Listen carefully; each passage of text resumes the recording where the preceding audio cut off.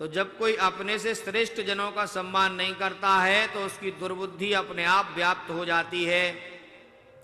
और दुर्योधन का भी वही हाल हुआ। धृतराष्ट्र ने भी अपने पुत्र को डांटा नहीं, उल्टा सेंध दे दी।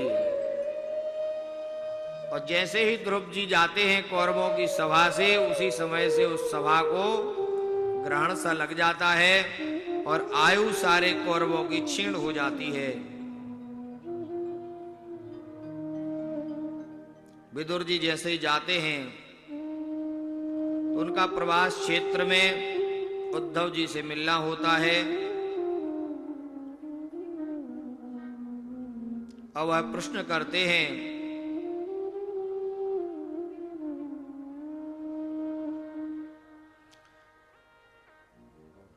कि यह संसार में सभी सुखी सुख की चाह रखते हैं, कोई भी दुख नहीं चाहता है। सुखाय कर्माणि करोतु लोके नतै सुखं वान्यदुपा परं वा विन्देत भूयस्तत एव दुःखं यदत्र युक्तं भगवान वदेन्न। संसार के जितने भी प्राणी हैं, सारे प्राणी अपना सुख चाहते हैं, उसमें चाहे दूसरे का अहित हो, चाहे किसी को कष्ट हो, लेकिन केवल सबको सुख की चाह है। ऐसे व्यक्तियों का कैसे कल्याण होगा, कैसे भगवत चरणार बिंदों में उनका मन लगेगा। इस प्रकार से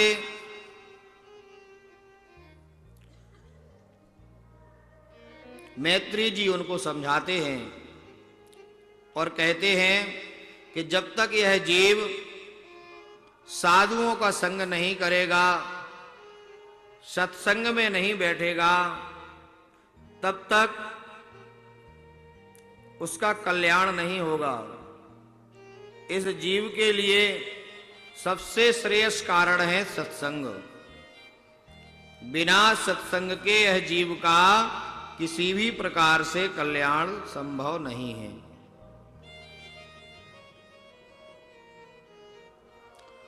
और इस प्रकार से संवाद करके हरिद्वार की तरफ विदुर जी चले जाते हैं तीर्थाटन करने के लिए। यहां पर परीक्षित जी प्रश्न कर देते हैं, यह संसार का विचित्र स्वभाव है, इस संसार को भगवान कैसे बनाते हैं, क्यों बनाते हैं, सृष्टि का विस्तार कैसे होता है। सुखदेव जी परीक्षित जी को सुनाने लगते हैं, एको हम बहुश्यामः, जब भगवान के मन में ऐसी इच्छा प्रकट होती है कि हमें संसार में परिवर्तित होकर के संसार को बनाना है, तो वह संकल्प मात्र से इस सृष्टि का विस्तार कर देते हैं। भगवान के मन में संकल्प हुआ, उनके नाभि कमल से ब्रह्मा जी को प्रकट हुए। ब्रह्मा जी को वेदों का ज्ञान भगवान ने कराया और ब्रह्मा जी ने ध्यान करके अपने नेत्र से भगवान शिव जी को प्रकट किया। और शिव जी प्रकट होकर के उनसे सृष्टि विस्तार की जब बात कही तो भगवान शिव ने भूत प्रेतों की सृष्टि का विस्तार किया, जिनको देख करके ब्रह्मा जी हाथ जोड़ लिए, अरे भगवान ऐसे सृष्टि का विस्तार नहीं करना है, आप रहने दीजिए, हम ही कर लेंगे।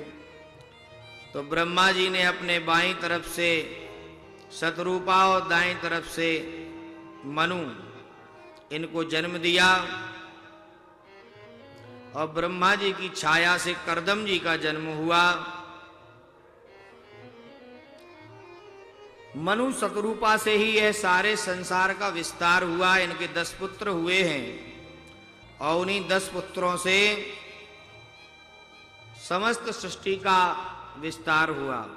इसलिए हम लोगों को सभी मनुवादी कहते हैं कि हम लोग मनु हैं, मनुवादी हैं। इस सृष्टि में जन्मा हुआ ऐसा कौन सा प्राणी है जो मनुवादी नहीं है। सभी मनुवादी हैं, मनु की सभी संतानें हैं। बाद में किसी ने सत्कर्म और सद्धर्म को पकड़ा तो वो सनातनी हुए, और कुछ ऐसे लोग भी थे जो केवल अधर्म करना चाहते थे, तो वह अनेक अपने सिद्धांत बना के उन धर्म का अनुपालन करने लगे, बहुत पंथों में परिवर्तित हो गए, उसी को वो धर्म समझने लगे। ब्रह्मा जी के 10 पुत्र हुए, वशिष्ठ, भृगु, अंगिरा, क्रतु, पुलहो, पुलस्त्य, इस प्रकार से 10 पुत्रों को जन्म दिया। इनसे सृष्टि का आगे का विस्तार हुआ।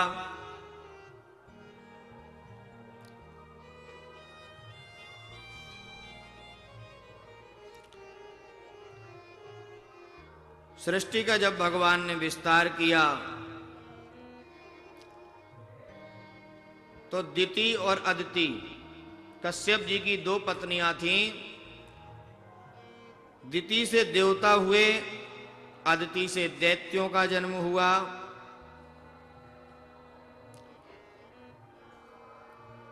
और इन्हीं से फिर आगे विस्तार हुआ।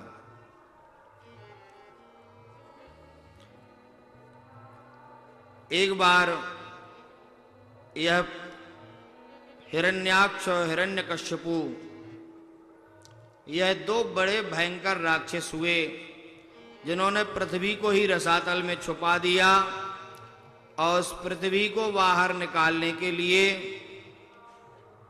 भगवान ने वराह रूप धारण किया। वराह रूप धारण करके जब भगवान गए तो हिरण्याक्ष को मार करके उस पृथ्वी को फिर से जल से बाहर निकाल के लाए।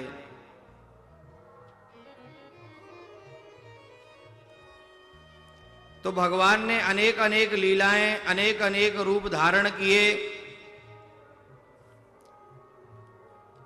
और जैसे ही उस हिरण्याक्ष को भगवान ने मार दिया तो उसका भाई बचा हिरण्यकश्यपु।